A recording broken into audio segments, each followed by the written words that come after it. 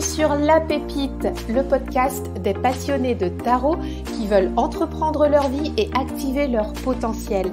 Je suis Cécile, ton hôte, et chaque semaine, en solo ou en duo avec un invité inspirant, nous explorons le champ des possibles grâce au tarot et aux outils spirituels. Prêt à trouver ta pépite et à la faire rayonner? C'est parti!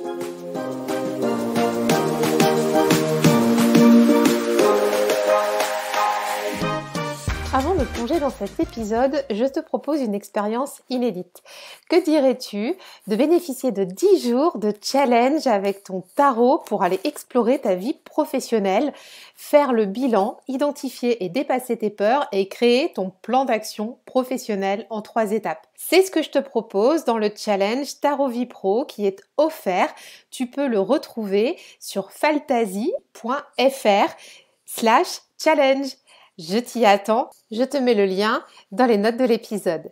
À tout de suite! Et bonjour à tous, aujourd'hui c'est un épisode solo et on va parler des bad boys du tarot. Ça fait très longtemps que j'ai cet épisode en tête, que j'avais vraiment envie de vous le faire et je suis ravie de pouvoir vous présenter mes bad boys aujourd'hui dans le tarot. Alors pour faire cet épisode, j'ai en fait devant moi 3 jeux de tarot, j'ai sélectionné 14 cartes. Oui, ça fait beaucoup et en même temps, bon, les jeux font 78 donc ça va, on est quand même raisonnable. Donc j'ai sélectionné 14 cartes, j'ai 3 jeux différents et il n'y a rien de vraiment prévu. En fait, j'ai pas de script sous les yeux. L'idée, c'est de vous partager ça comme si on était en train de discuter. Donc, j'ai comme jeu le Dark Mansion Tarot, qui est basé sur le système Rider-Waite-Smith avec des scènes de vie assez explicites, notamment dans le domaine du monde un peu victorien. Ensuite, j'ai le Urban Tarot, dont je vous parle assez souvent, qui est basé sur le système de Thoth. Et là, on est à New York, dans un monde contemporain d'aujourd'hui. Et enfin, j'ai aussi le Cosmic Cycles Tarot, le jeu avec lequel j'avais fait le challenge Tarot Vie Pro, que vous pouvez d'ailleurs retrouver en note de l'épisode. C'est un challenge gratuit. Et donc là aussi, on a des scènes de vie du quotidien avec des cartes de la vie de tous les jours. Et là, on est aussi basé sur un système Rider-Waite-Smith et à côté, alors oui, j'ai 3 tarots, mais j'ai quand même à côté sur mon bureau mon tarot de Marseille, sait-on jamais, mais j'ai bien les cartes en tête, donc ça va aller. Donc j'ai sélectionné 14 cartes qui représentent à l'instant T mes bad boys du tarot. Disclaimer, ce sont mes bad boys à moi, il n'y a pas de bien ou de pas bien dans la façon de voir ces cartes. C'est aussi une photo de l'instant présent, c'est-à-dire que si je faisais cet épisode peut-être dans 6 mois ou si je l'avais fait il y a 6 mois, j'aurais peut-être pas sélectionné les mêmes cartes. Et puis l'idée, pareil, c'est de vous les présenter alors dans un ordre aussi pas forcément structuré parce que j'ai été surtout chercher les cartes dans mes jeux et elles vont sortir comme ça, sans ordre précis, mais je vais quand même aller vous les détailler et vous dire pourquoi je les ai choisi. Donc il y a des cartes de toutes les suites, il y a aussi des arcanes majeurs et on va commencer tout de suite avec la première carte du Bad Boys du tarot, c'est le 4 de Pentacle. Oui, le 4 de Pentacle que j'ai sous les yeux avec mes 3 jeux. Alors, le 4 de Pentacle, je l'ai choisi parce que dans le Dark Mansion Tarot, on a un personnage qui représente vraiment l'avarice. Avec ce 4 de Pentacle, en fait, on a un personnage avec un chapeau haute forme qui tient les 4 deniers dans ses bras, mais vraiment, il veut pas les lâcher, quoi. C'est l'avarice dans tout ce qu'on peut imaginer. Il a les yeux très noirs. D'ailleurs, même autour de lui, le paysage est sombre, il y a des nuages, etc. Donc, en plus, il a pas l'air vraiment très aimable. Donc, pour moi, cette carte du 4 de Pentacle, elle représente, oui, certes, les économies. Et d'ailleurs, dans le Cosmic Cycles Tarot que j'ai aussi devant moi, j'ai un personnage qui remplit un petit cochon un cochon tirelire, on s'entend bien, hein, avec des pièces, avec 4 deniers justement pour faire des économies, puisqu'il veut s'acheter sa voiture. Mais on peut aussi être dans une idée d'avarice. Et ce qui correspond bien aussi avec le 4 de Pentacle, du Urban Tarot, puisque là, j'ai 4 pentacles sur une grande tour, en fait, à Manhattan. Et comme on est sur un système TOT, le mot associé, c'est le pouvoir.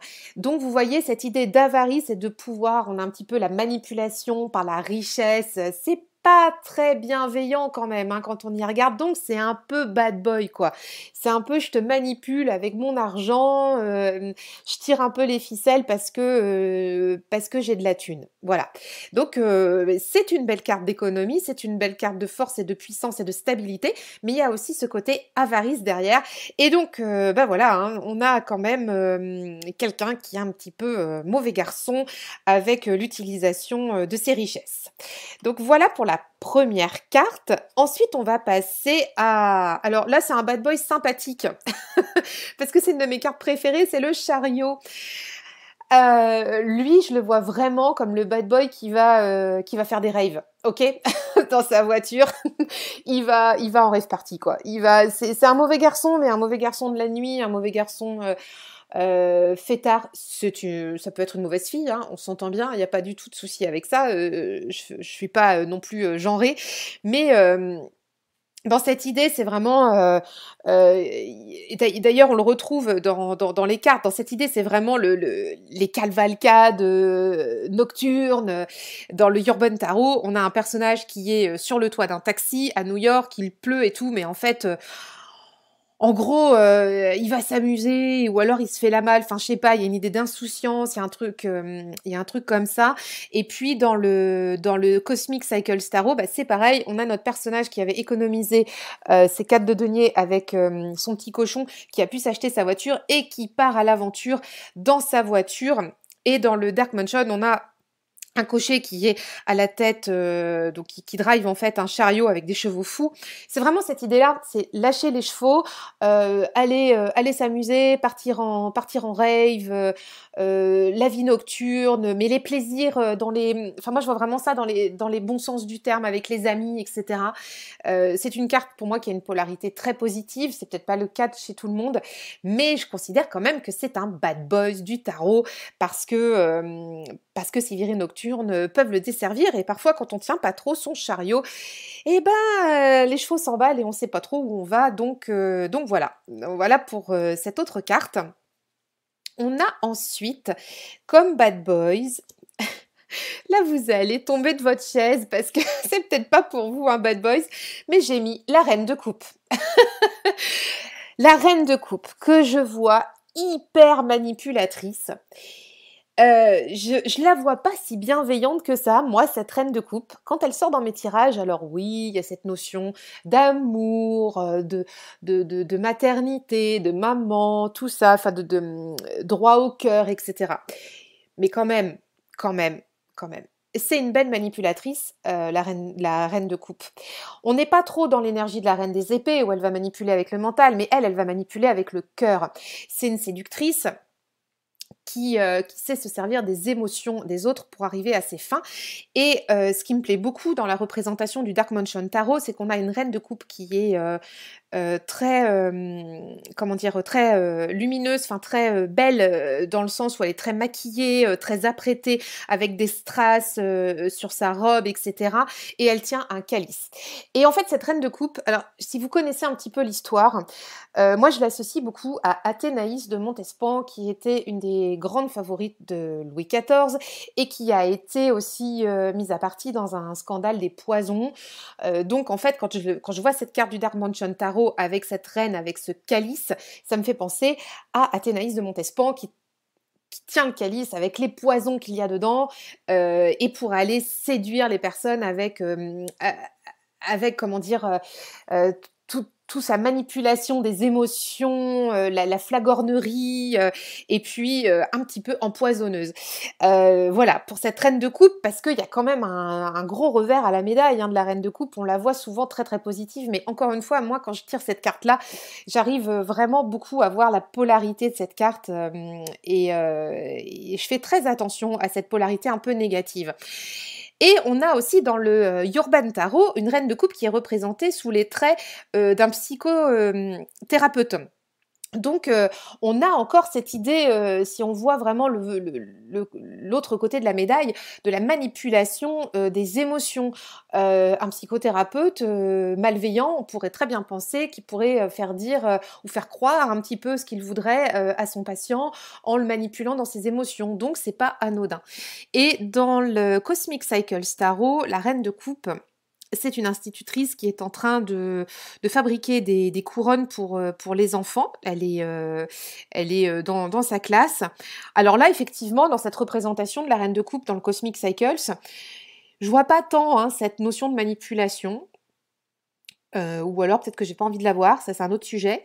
Mais je la vois vraiment de façon très appuyée dans le Dark Mansion Tarot et dans le Urban Tarot.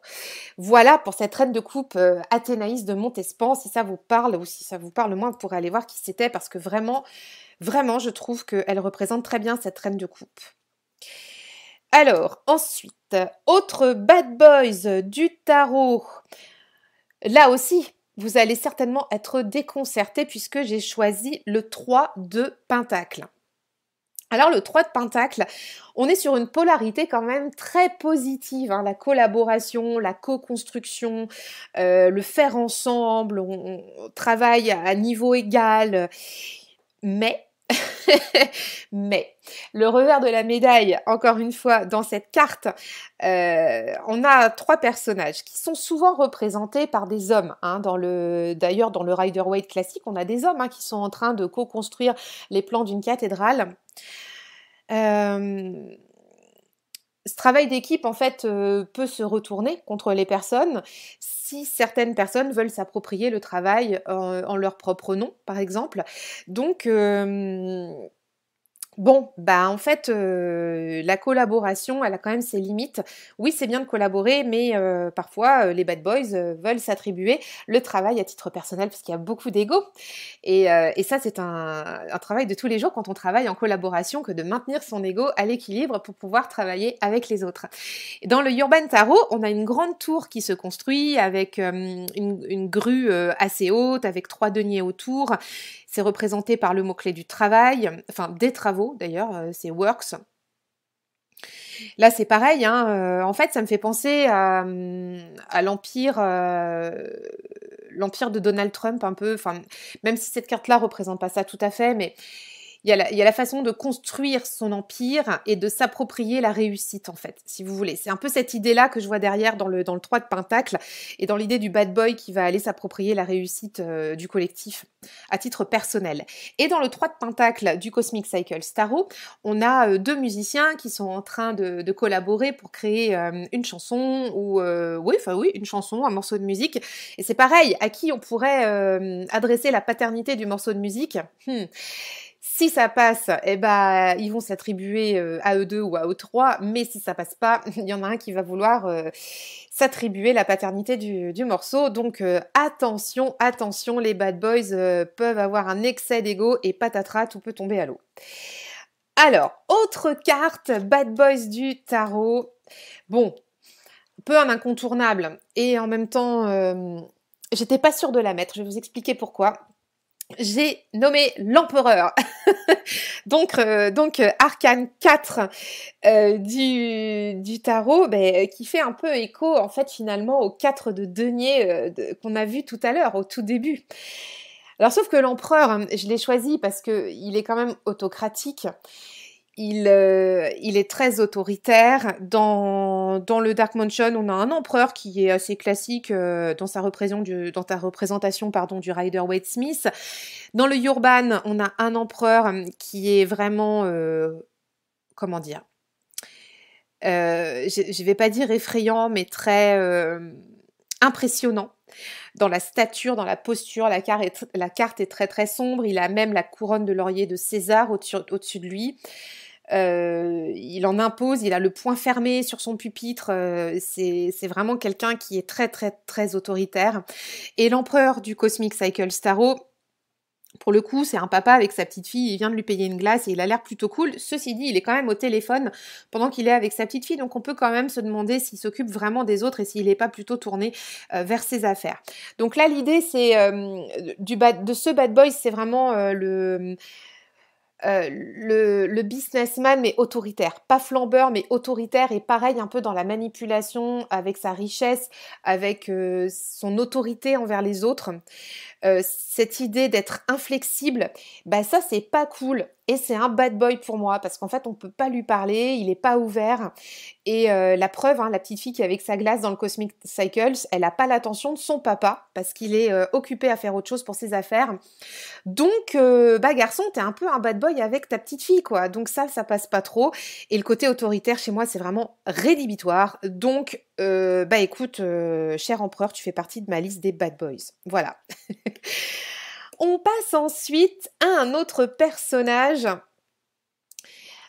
qui est aussi à mes yeux un bad boys du tarot, c'est le page d'épée. Le page d'épée qui est représenté là dans 2 de mes 3 tarots sous les traits féminins. Alors, on a un page, je dirais, plutôt typé masculin dans le Dark Mansion, représentation classique du Rider-Waite-Smith, un petit jeune avec son épée, enfin un adolescent, hein, avec son épée. Dans le Urban Tarot, on a une femme qui est activiste. D'ailleurs, l'auteur du Urban Tarot l'a appelée comme ça, la carte. Hein, donc, c'est la princesse des épées hein, dans le système Thoth. Donc, l'activiste. Et puis, dans le Cosmic Cycles Tarot, on a pareil une jeune fille qui est patineuse dans le page d'épée. Alors, ce page d'épée, pourquoi je l'ai mis dans les bad boys du tarot ? Parce que pour moi, c'est aussi un grand manipulateur de l'esprit. Ça peut être un, comment dire, ah zut, ah mince, vous savez, les personnages un peu toxiques, là, les menteurs, les pervers narcissiques. Ça m'échappait. Ça peut être un pervers narcissique, notre page d'épée. Il peut... en fait, il n'a pas conscience des mots qu'il utilise, il peut faire très mal. Alors, vous allez me dire, les pervers narcissiques ont tellement conscience de ce qu'ils font avec leurs mots, hein, ils sont dans leur confiance à eux par rapport au fait d'aller détruire l'autre avec les mots. Mais c'est un peu aussi quelque part ce trait-là qu'on va retrouver dans l'activiste. L'activiste qui va trop loin dans la défense de ses opinions. Alors, bon, disclaimer, va-t-on jamais assez loin dans la défense de ses opinions ? Je ne sais pas, mais en tout cas, quand ça va heurter au plus profond des autres, il est intéressant de se poser la question. Et bien parfois, cette activiste peut très bien savoir pourquoi elle utilise ces mots précisément et pas les autres pour aller faire mal aux autres. Voilà. Donc, on a cette notion de manipulation d'esprit, de tout feu, tout flamme aussi, hein, avec ce page qui est dans une énergie assez jeune, assez adolescente. D'ailleurs, la patineuse du Cosmic Cycles, elle est en mouvement, donc on a un esprit vif qui bouge, qui va, vous savez, hein, les patineurs sur les patinoires font des mouvements rapides à droite, à gauche, des pirouettes, etc. Donc on a un esprit très très vif là-dessus et très tranché avec les lames de ses patins. Ça tranche la glace et c'est pareil, elle n'a pas le temps de réfléchir, il faut qu'elle fasse ses mouvements, il faut qu'elle y aille, etc. Et donc dans ce page d'épée, on a cette notion de manipulation des esprits, peut-être pas tout à fait maîtrisée, mais qui peut vraiment blesser les autres. Donc, red flag, bad boys du tarot, quoi. Alors, autre carte pour notre autre bad boy, c'est une carte là aussi qui va peut-être vous déconcerter, c'est le 9 de coupe. On n'a pas l'habitude de la voir sous un angle négatif, cette carte, mais moi je la vois comme une carte parfois de oisiveté. On a ce qu'on a toujours voulu, mais on ne sait pas trop quoi en faire. On est oisif, du coup on se pose, on bouge plus, on attend que ça se passe. Et on a un peu un bad boy là pour le coup nonchalant. Dans le Dark Mansion Tarot, on a un personnage qui est devant sa bibliothèque et qui fume le cigare, qui est assis, très oisif, très blasé de la vie, je dirais, avec son calice aussi à côté. Bon, il est là, il a atteint son but. Il y a une notion, il y a une idée de récolte, hein, du travail effectué, mais on est quand même sur les coupes. Donc il y a aussi cette notion comment dire, d'affectif derrière. Mais voyez, par exemple, dans le Cosmic Cycle Tarot, on a un joueur de basket qui a plein de coupes. Il ramène sa 9e, mais il a pas l'air super heureux. Lui aussi, il a l'air blasé. Et dans le Urban Tarot, on a un repas de famille. Alors celle-là, elle représente moins pour moi la oisiveté, parce que pour moi, dans ce jeu-là, elle a une polarité extrêmement positive. Mais dans les 2 autres jeux, en fait, j'ai des garçons devant moi, là, dans les 2 autres jeux, ils sont accomplis, ils sont arrivés. Voilà, ils sont arrivés. Et donc, and so what? Donc, garçon, tu fais quoi maintenant, une fois que t'es arrivé? Une fois que t'es devant ta bibliothèque ou une fois que t'es devant tes coupes, tu fais quoi? Donc, attention, quoi. Qu'est-ce que tu fais pour garder un peu le feu sacré? Et si tu commences à ne plus rien faire, t'es un peu un bad boy parce que tu te reposes un peu sur tes lauriers, mais pas pour les bonnes raisons, quoi. Donc, c'est un peu le bad boy qui fout rien sur son canapé, quoi. Donc, attention à cette carte aussi. Autre bad boy du tarot, le 5 de bâton. Alors le 5 de bâton, pour moi, c'est un peu des sales gosses. Des sales gosses, mais avec toute mon affection. Je les vois comme des grands gamins qui jouent. Je vois pas cette carte-là forcément comme une carte très négative. Dans le Urban Tarot, on a des personnages qui font un bras de fer parce qu'ils sont en compétition par rapport à un jeu qui est en train de se faire, et donc eux, ils font la compète aussi entre eux. Dans le Cosmic Cycles, j'ai un gamer en fait qui joue aux jeux vidéo. Il est très en colère parce qu'il n'arrive pas à gagner sa partie. Et puis dans le Dark Mansion Tarot, j'ai des personnages qui sont en train de un peu comme le Rider-Waite, quoi, en train de se donner des coups de bâton, mais finalement, on sait pas trop si c'est juste une mascarade, un peu, ou vous savez, comme des représentations historiques où il y a des gens qui vont jouer à la guéguerre, mais qui vont pas la faire pour de vrai. Donc pour moi, le 5 de bâton dans le tarot, c'est un peu ça, c'est un peu les sales gosses qui s'amusent. On est un peu adulte, jeune adulte, et on cherche un peu les limites, on s'amuse, il y a rien de méchant, mais voilà, on est des grands gamins.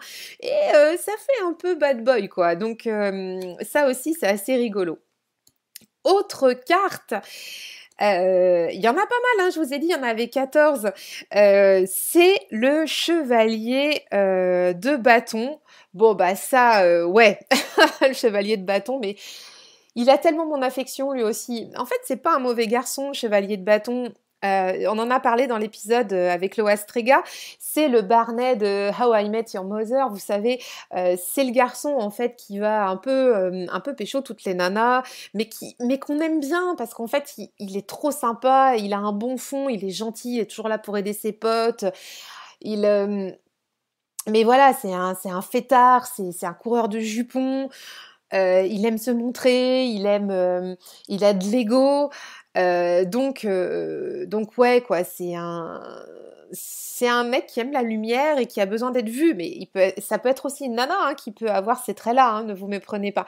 Donc le chevalier de bâton, il est très entreprenant et alors ça me fait penser il y avait un tarot là que j'ai utilisé à Halloween, c'est le Shadowland Tarot. En fait, on a un personnage donc pour le chevalier de bâton qui a des sabots de chevaux avec une rose dans la bouche. C'est exactement ça, c'est-à-dire qu'on a cet esprit animal de fougue, tout feu, tout flamme, qui veut partir à la conquête, et en même temps, on a quand même cette rose dans la bouche, un peu poète, un peu séducteur, un peu ah, je te passe de la crème, etc. Donc en fait, moi je l'aime bien quoi, celui-là. Je l'aime bien mais ouais, mais c'est un bad boy quoi, c'est un gentil bad boy. Donc voilà pour lui. Dans mes autres cartes sélectionnées, j'ai choisi également la carte du diable, l'arcane 15, qui est représentée dans le Dark Mansion Tarot sous les traits féminins et avec une espèce de je sais pas, de diablesse avec des grandes ailes de chauve-souris, et elle est assez sexy, elle est assez badass, hein, cette diablesse. Dans le Cosmic Cycles, on a clairement là un pervers narcissique, et dans le Urban Tarot, on a... comment vous dire? On sait pas trop si on doit l'aimer ou si on doit le détester, ce diable. En fait, on a un espèce de beau gosse qui est assis sur des toilettes dégueulasses. En train de fumer, je pense que c'est pas une clope, hein, je pense que c'est un pétard. Et en fait, pour moi, cette carte du diable dans le Urban Tarot représente très clairement la luxure. Et ah là là, c'est pas évident, hein, ce diable-là en bad boy. Bon, très clairement, le diable, c'est une carte que j'aime bien aussi hein, dans le tarot parce qu'elle est pleine d'énergie. Il n'y a pas que du vice hein, dans cette carte-là. Il y a beaucoup d'énergie, beaucoup de passion. Et il en faut dans la vie hein, pour pouvoir mener ses réalisations. Et mais malgré tout, c'est quand même un bad boy. Dans le Cosmic Cycles, bah, je suis désolée quoi. On a un pervers narcissique qui a enchaîné avec des chaînes, des chaînes quasi, comment dire, invisibles. Sa nana, elle est malheureuse, elle pleure. Lui, il s'amuse, il est en train de rigoler, il est en train de boire un coup. Donc, bah non, garçon, quoi, ça va pas. T'es pas du tout dans la bienveillance avec ta nana. La diablesse dans le Dark Mansion, on voit elle aussi, bah, elle est en train de boire un verre de vin rouge en plus. Donc, en fait, je l'adore, cette diablesse dans le Dark Mansion. Il y a ce côté, je suis là et je suis le boss, quoi.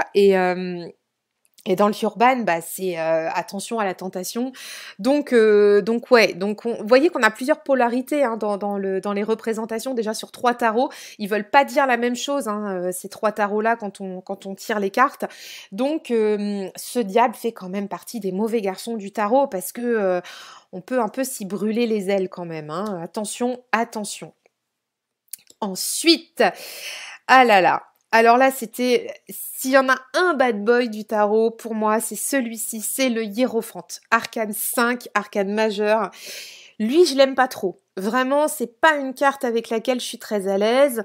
C'est une carte souvent, quand elle sort dans mes tirages, je fais attention à garder l'esprit froid pour l'interpréter. Pour moi, c'est une carte comment dire, de rigidité aussi, encore plus rigide que l'empereur. C'est pour vous dire à quel point je suis pas très à l'aise avec cette carte-là. C'est le poids des dogmes, le poids de la religion pour moi. Hein. C'est ma représentation. Je dis pas que c'est ça pour vous et je dis pas que c'est ce que ça doit être, mais c'est pour moi le poids des dogmes. C'est pour moi l'intransigeance et l'incapacité à comprendre l'autre dans ses différences.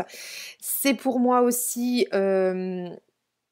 comment dire, le parrain. Hein, le film, le parrain, là, celui qui tient toute la famille, donc en fait celui qui tient toute sa famille religieuse, toute sa famille d'esprit, encore une fois dans ses dogmes, c'est une carte qui est très lourde en termes de présence et en termes de ce que ça veut dire, d'oppression pour moi, le hiérophante. Donc elle veut dire plein d'autres choses hein, en positif, hein, donc attention. Mais on est sur les bad boys et pour moi c'est là, s'il y en a un, c'est lui, c'est le padré, c'est le parrain du tarot, c'est le pape, c'est le hiérophante. Voilà, c'est pas mon copain. J'aime pas qu'on m'impose une façon de penser.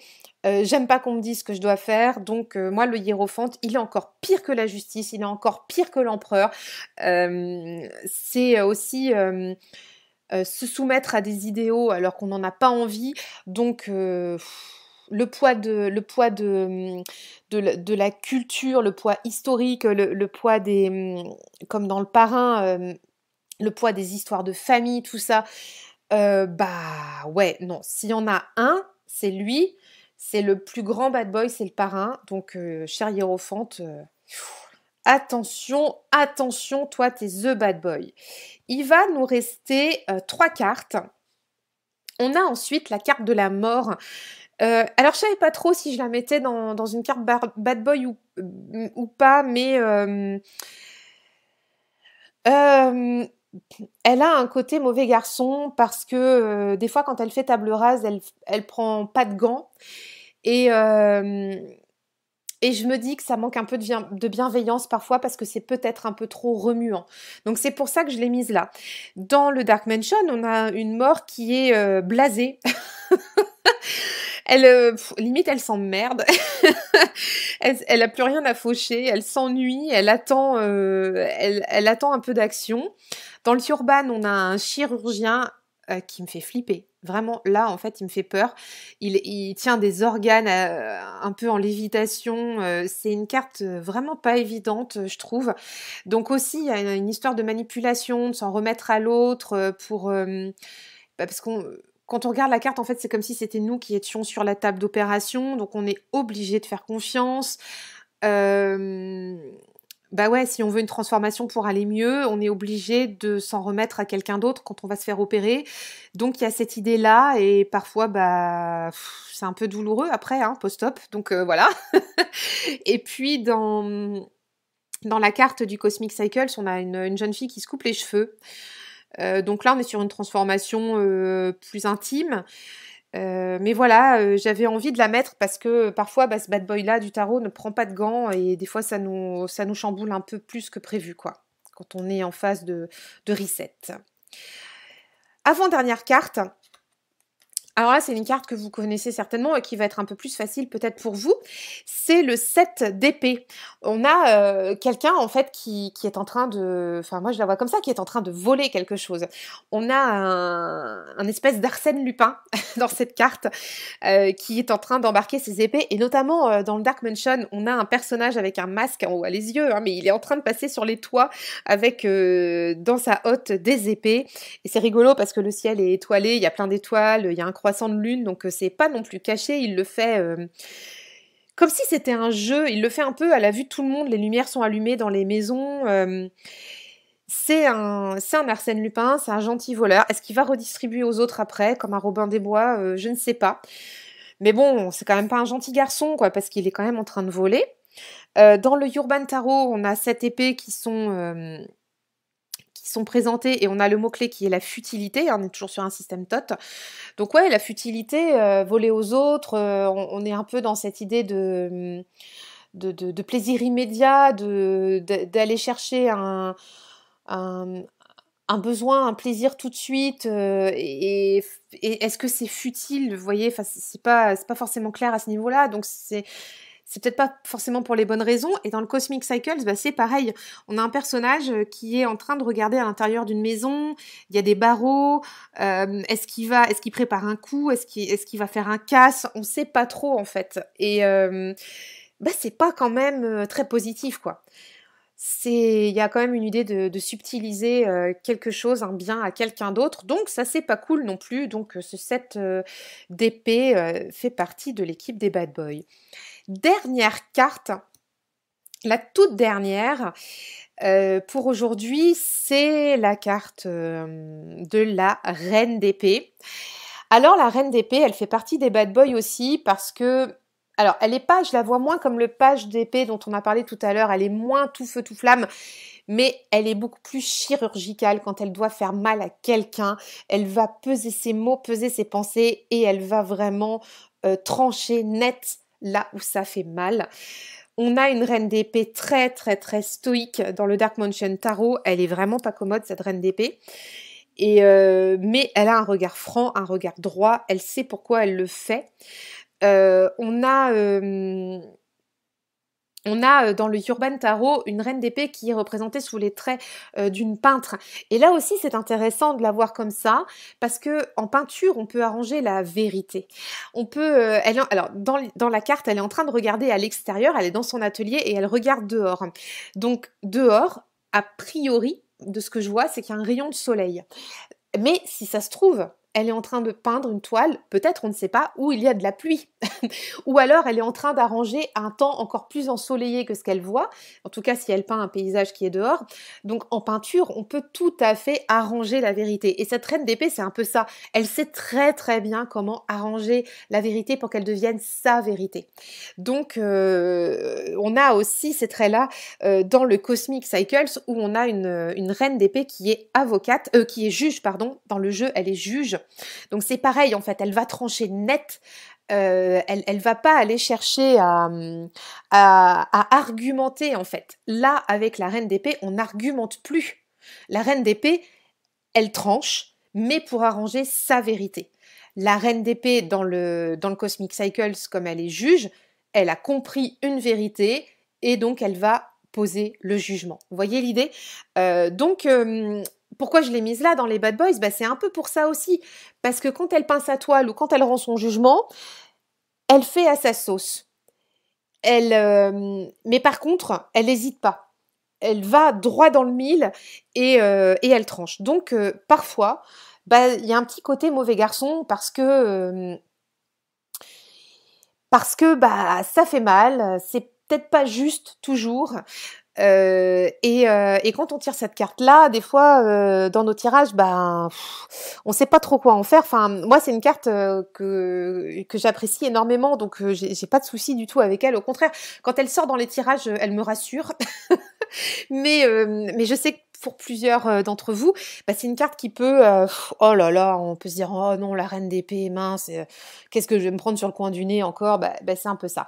Donc elle a un petit côté bad boy pour ça, elle est très tranchante, elle ménage pas ses mots et elle va aller exprès là où ça fait mal. Voilà, on a fait le tour des 14 bad boys du tarot pour aujourd'hui. J'espère que cet épisode vous a plu. Est-ce que ça vous plaît qu'on fasse des épisodes comme ça? Si oui, je pourrais en refaire d'autres. J'ai encore d'autres idées pour aller explorer les personnages du tarot.